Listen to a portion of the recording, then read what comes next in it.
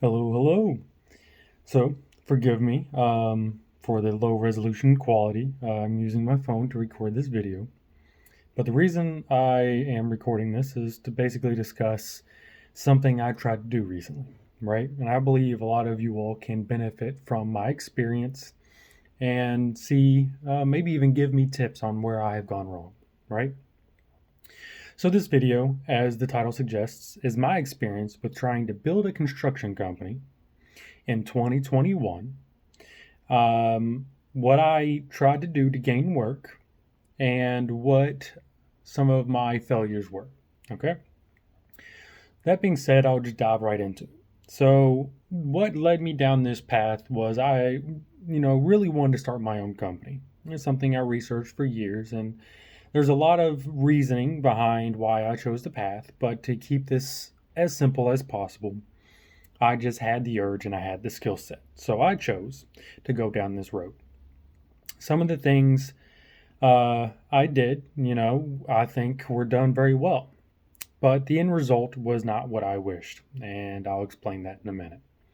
That being said, just cut through the beginning stages, creating an LLC, creating a brand, creating a Facebook page, getting it all tied together for a professional looking type of business, right?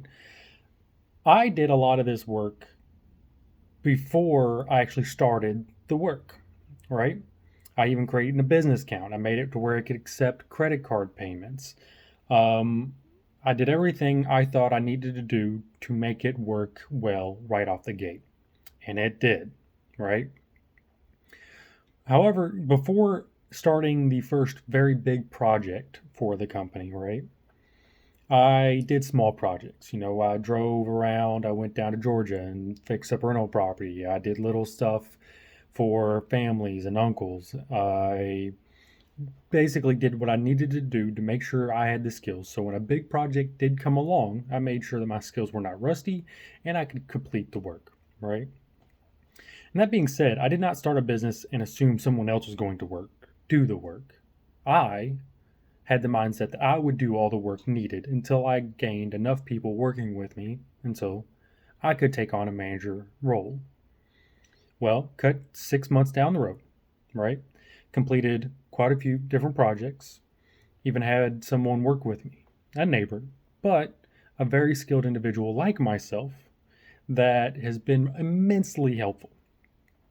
So, for anybody that wants to go down this road, FYI, doing it by yourself is practically impossible unless you're just doing a standard self alone handyman type setup, which is possible.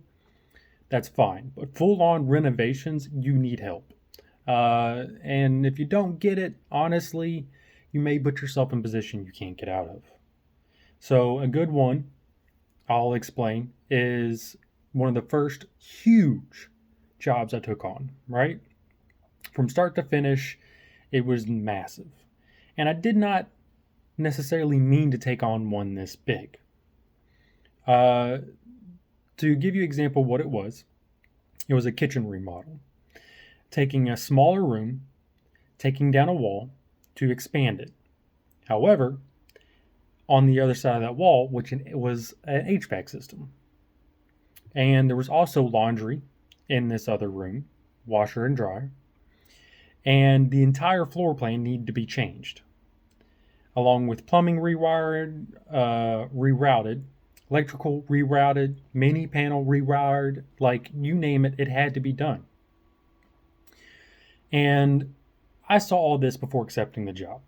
However, I did mess up. And here's where I messed up. I messed up on the time scales, right? And even the original quote. So, to give you an example of what I should have charged for this job was $65,000 to $70,000. I was told that I would not be able to find cabinets, and in truth, I was kind of an idiot to accept the job. However, after 2 months, which I originally thought it was going to be 2 to 3 weeks, after 2 months, and charging the customer extra $5,000 because I quoted them at $35,000, I was able to get it all done and look great. However, I had to go with refurbished cabinets because no one had the style that the customer wanted. They all said it was 4 to 5 month lead times if you were lucky. So I got lucky because I found these cabinets coming out of a $400,000 to $500,000 house, going into a $200,000 house, and luckily all the cabinets were solid. Right? There were some blemishes on them, which I tried my best to fix. However, in the end, I was limited with time and funds. Um, and to break down, some of the things we had to do, again, we had to tear out a 10-foot wall and put up a header. The laundry plumbing had to be rerouted to a different room. The HVAC had to be moved to a different room, thanks to Mr. Cool Services, and that's located in Louisville, Kentucky. I had to crawl in an attic and crawl spaces 20 to 30 times to get everything even figured out. So when one of the things that was a problem with this job is I added extras onto it on top of taking a project on, which was way too big for just myself and the person helping me. Now, the first mistake I made was I assumed that, I would have work or help the entire time. I did, which helped me finish it. But do not assume whoever you hire will be there from day 1 to day 0 or day 30. It may not happen. Either they get a different job offer, they get sick, they get injured. I got immensely lucky on this first big project. The person working with me was very dedicated. I wasn't even able to pay him half the time, and he still showed up to work. Now, no one else, in my opinion, may get this lucky. But I was. And I ended up paying him more and more than as much as I could, honestly, because his help was I was grateful, right? But imagine a 2-month project where I didn't have help becomes a 4-month project. What if I couldn't find cabinets? What if I didn't get lucky to find the ones I did? What if any 1,000 things could have happened that would have made a 2-month project fail? So, to sum up what this project was, it was just a massive, massive project that I personally probably shouldn't have taken on. But because of my dedication and the person working with me's dedication, we were actually able to complete it. Not to say the customer was 100% satisfied. It seemed like she did love a lot of the features, but that's why I also tried to give her extra features on top of what I originally quoted. So again, original quote was $35,000 to remove a wall, move an HVAC system, to put in new cabinets, countertops, and a whole new floor plan, along with an island. What we end up doing is giving an additional 500 square foot of flooring installation, a custom-built island, which was not part of the original agreement, and we end up moving a fridge into the wall, which was an entirely different type of headache. The enclosure wasn't bad. So what we had to do is you have your wall, and we took a fridge and put it inside of it. So we had to cut out a hole in the wall and build an enclosure behind it. That wasn't horrible. Extra work, extra time that was needed. But the problem was the wiring. See, there's a switch there that had 3 different connections going into 3 different parts of the house. I couldn't tell you how many times I had to crawl in an attic, trace wiring, turn breakers off, on, trace it with a power tester, and everything else. But this is some of the things you'll run into when you're doing this line of work. So to sum up the potential problems with just one project, right? Again, I'm thinking, this is going to take 2 or 3 weeks. I'm not going to have problems finding cabinets. Everything's going to go smoothly. Looking back after all that time spent on that project, that's laughable, okay? What I mean by that is I feel like an utter idiot. Yes, we got the project done. Yes, I got it done for $30,000 to potentially even $40,000 less than anybody else quoted her. It doesn't matter. It took 5 times longer, and it was just a nightmare. Customer was great though. I got lucky there as well. I got a customer that was willing to help pick out things, go buy them herself. Just overall kind and just easy to work with. She had someone living with her that was also a big help. And honestly, I don't know if I would have gotten it completed the way I did without their help. So, to sum up, just one project could have bankrupted me, I could have run into massive problems. I could have messed up. I could have run into something that I could not complete, right? And they had to finance it. So we, both the customer and myself, got locked into this project. Now, luckily, I have a lifetime experience with construction. I really do. I grew up on a construction site. Bathrooms, kitchen, full house builds, even the small stuff. Like, I've been under more houses and attics than I can remember. So taking on the project was within my scope of work, but truth be told, it was not a two-man job. Not really. Luckily, I was able to subcontract out the HVAC, which Andy, the person that was helping me, and myself ended up taking out. We actually had to have help from the HVAC guy to be able to shut down the system, charge it, and remove it, just so we could start the renovation, because he had a 3-week time delay before he could even start the project. And I told him it'd be done in 2 or 3 weeks, which again was laughable because it took 2 months. And then I had to have the uncomfortable conversation was, oh, I didn't charge you enough. So at the end of it, that one project could have destroyed the company. Luckily, I continued and picked up more work. And even now, I still have some work lined up. But I have foregone profits multiple times to grow this business, right? I've gotten on Angi Leads, which is something I'll also discuss. So it's something to think about is, if you're foregoing profits to grow your business, you're not making money. And I had money saved up at the time. But at this point, I have burned through all available funds. I have maxed out credit cards, and I have done everything I can to grow my business so I could have enough work to both fulfill my needs and the person working with me. And it's not been easy. And I'm at actually a point where I actually have to go get a different job just until work picks back up. I've poured tons of time and effort into this, and at this point, it has not paid off. So that's why I'm here explaining you the pitfalls, so no one else kind of goes down that road without seeing the things I ran into. So Angi Leads, all right? So some of you all are probably watching just for this portion of the video. And I have to warn you away from it, right? It is great to find people. It is great to find good customers. But you have to go through 7 to 10 people to find 1 or 2. And it's going to charge you every single time you talk to someone $100 at least.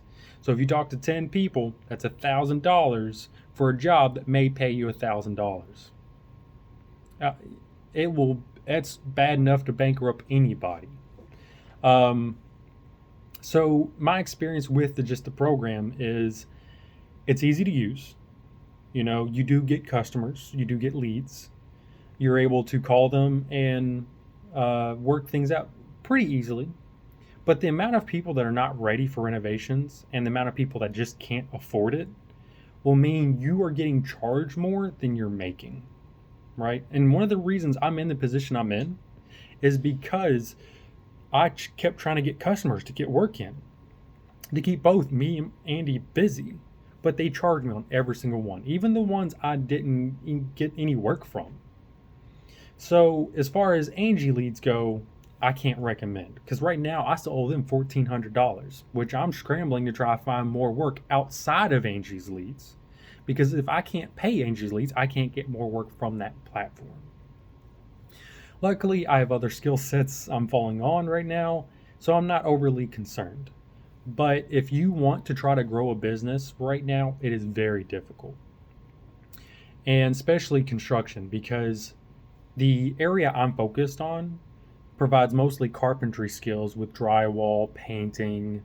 The electrical and plumbing I need to avoid because just in general, yes, I have experience. I even have an architectural drafting degree, and I've had to study plumbing and electrical outside of doing it my whole life. It's still something that I'm not certified in, and I probably shouldn't even do. That being said, if you want to create a company and grow it, right, in this industry as a construction company, it is possible, right? I would highly recommend not hiring anybody until you have enough work, though. I had a little bit of work, and when Andy came to me saying he needed work, I simply thought, oh, I'll take on bigger projects. And it kind of worked. So that kitchen remodel I didn't make much money on it, even after charging the customer additional 5,000. And that's the case with almost every project I've taken on since then.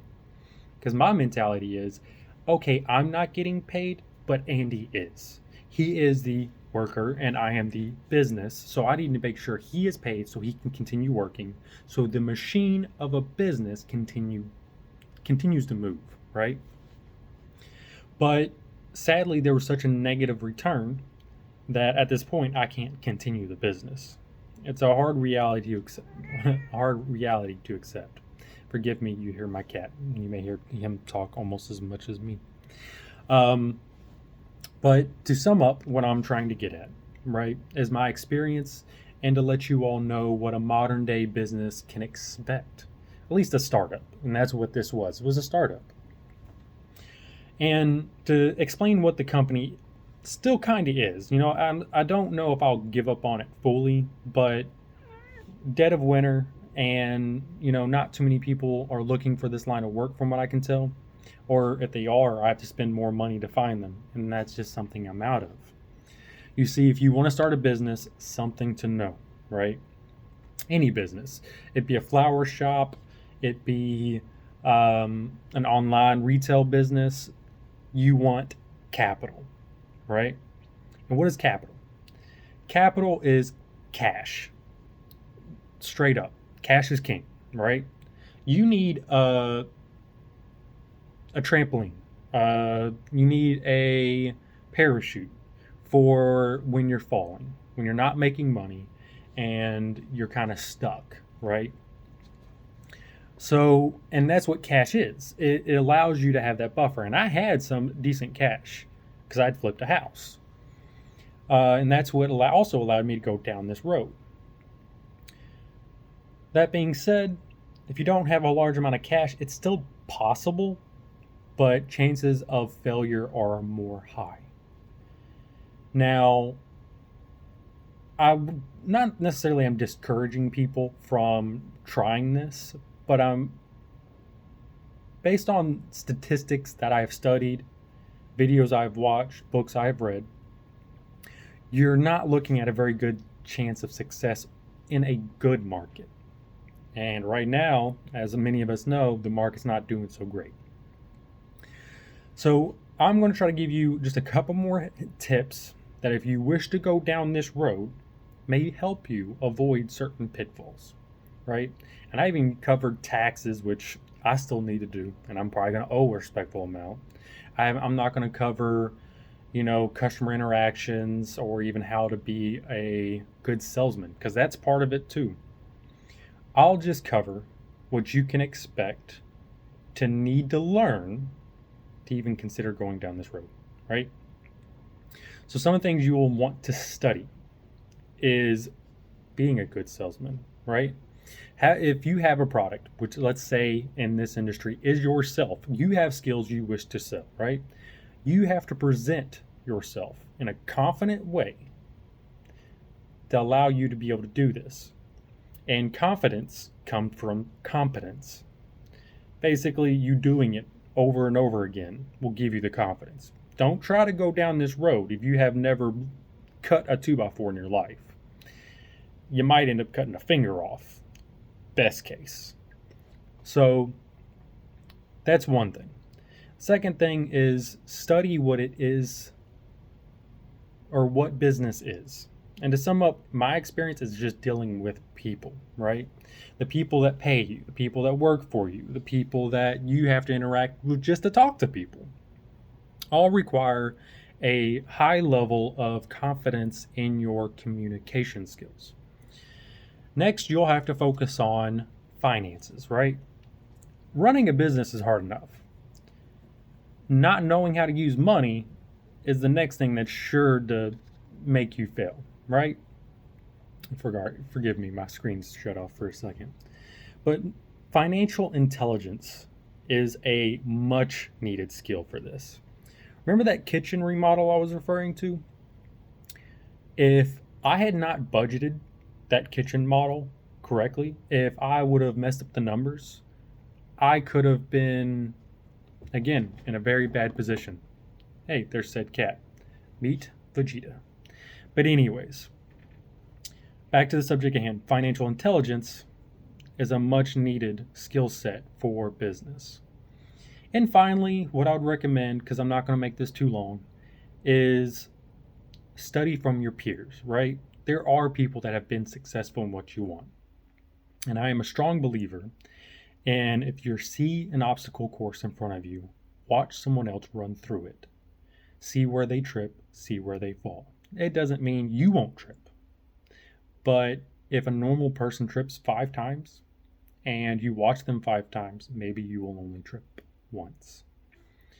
But overall, this has been my experience with Angie's Leads and just trying to create a company in 2021. It is now 2022.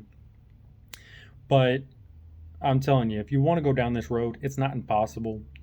But you want to be able to be a type of person that can make it successful. And that's another, it's not just one skill set. It's not just watching a video, right? It's a dedication and a resolve to be better at everything you're doing. That's what it's going to take to be successful at business. And I'm not even that successful at it. I've made money at it and I've completed every project I've started. But I have to give you caution. As far as Angi Leads, it's a great platform if you have $20,000. If you don't have any money, stay away from it. Find other ways to get your names out there, right? Even if that means going door to door, knocking on people's door and talking to them. With COVID times, that becomes insanely difficult. Even with wearing a mask, you put yourself and others at risk. So approach ideally with a new set of eyes and a new set of practices, but using the same principles. But for now, that's all I have. I hope this has been informational. It's one of my first YouTube videos. I do plan on making 1 or 2 more. And I hope this has helped any of you. See you.